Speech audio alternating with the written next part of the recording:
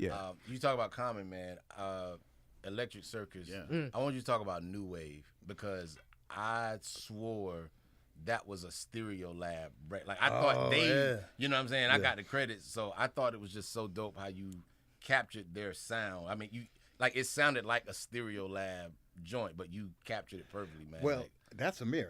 Oh, okay. That was no. I played it, but we had the part that Common was rapping over. That was the whole song. Oh, okay. And we were like, yeah, we're gonna send this to Stereolab. And then you came in the studio and was like, "Nah, man, it needs a different hook." Yeah, they got it. Like knowing, I was always listening to Dots and Loops. Yeah, same here. And then I put Dilla onto it. And so basically, I just went and brought all their CDs and like, this is the kind of happy shit they sing to.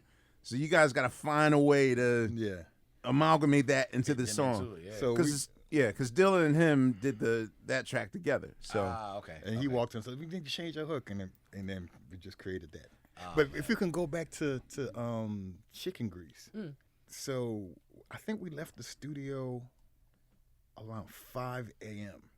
I left because when them two get together, man, they start talking about and they start geeking out about music. It's like, I love music, but it's like a Questlove Supreme episode without.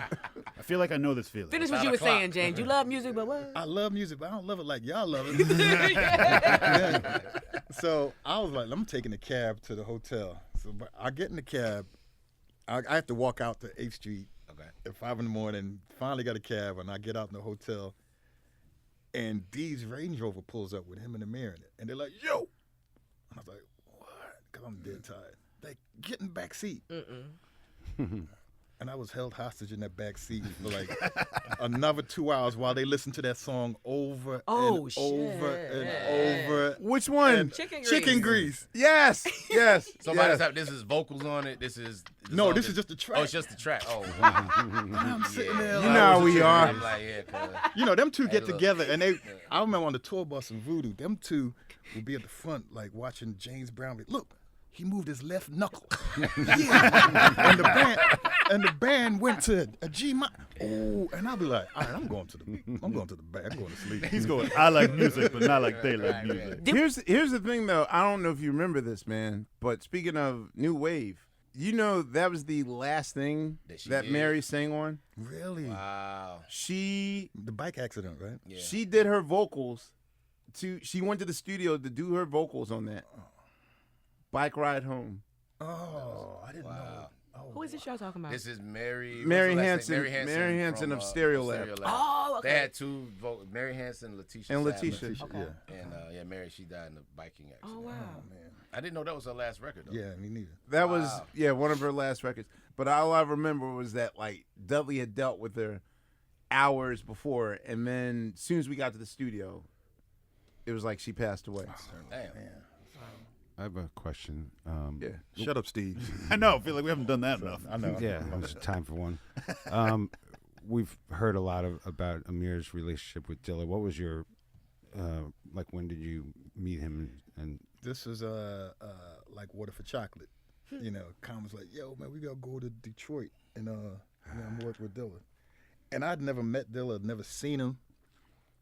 And of course, I love the music, but in my mind, I'm like, Dilla was 6'8", 300 pounds. The music's so vicious. I remember going to the house. Inside private eye. And they open the door up, and I'm looking up like, oh. Oh, that's you. What's up, man? Yup. Exactly. Yup. So that day, we wrote literally the same thing kind of happened just instantly. Questions and I forget what else, but Cold-blooded. Oh, the questions. Yeah. Cold-blooded questions. No. Time traveling. doing it. Traveling. Oh yeah. No, we're doing it. Funky for You. Funky also. for You. Funky for You. Yeah. Wait. All right. Okay. So I mean, I was just a fan.